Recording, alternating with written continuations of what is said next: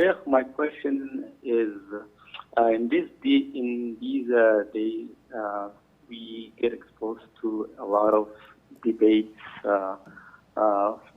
like with non-Muslims and Muslims, like they debate each other about topics of Islam. So sometimes we get exposed to topics which are uncommon or not usual, and sometimes they're sensitive topics, right?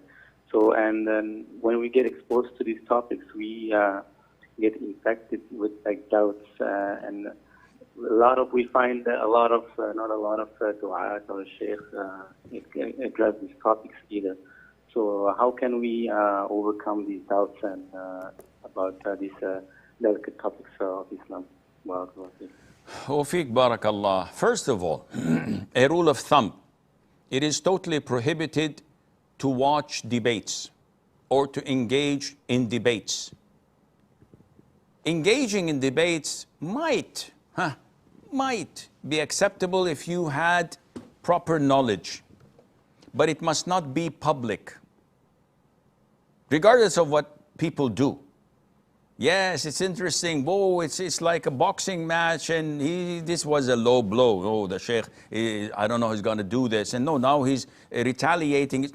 This is not a boxing match. This is something related to Islam. Those involved in debates about atheism, about this and that, they get exposure, they get attention, but they're sinful for what they're engaging in publicly. Why? When people debate, the intention is to divert as many Muslims as possible, not to reach the truth. I'm talking about public debates. So when Sheikh Ahmed Deedat, may Allah have mercy on his soul, had a debate with James Swaggart, he literally knocked him out with a KO. James Swaggart could not do anything because he wasn't prepared. He did not have any knowledge, neither in Christianity nor in Islam.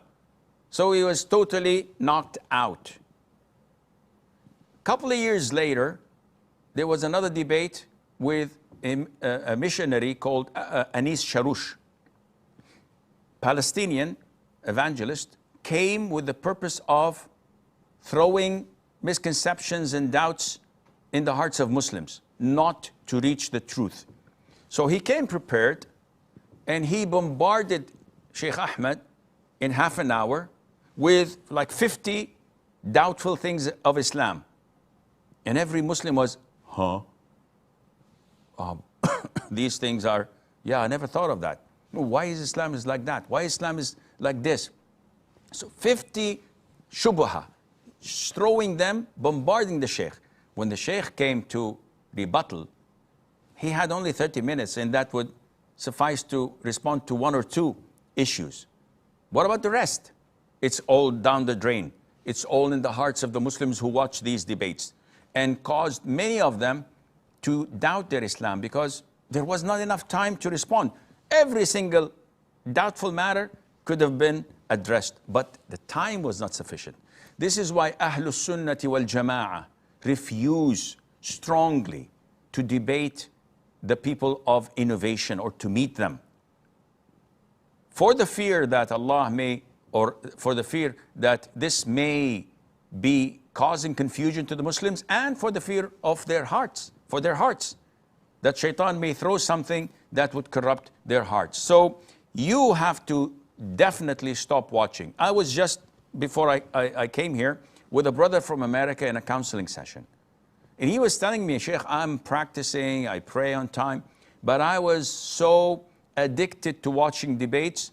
Now my iman is not the same. Now I'm thinking, anytime the Sheikh says a hadith, I criticize the hadith in my head. And I say, maybe it's not true. Maybe it's this, maybe it's that. And this is the end result, which would most likely lead a person to hypocrisy, doubting his own religion. So definitely you have to stop this. And if you have any doubts about something you heard in a debate, never go and address the close ones to you, your siblings, your friends, your relatives, because you'll confuse them and lead them to doubting Islam. Go to a sheikh and state to him your doubt to relieve you from your confusion, and inshallah, he will do that for you.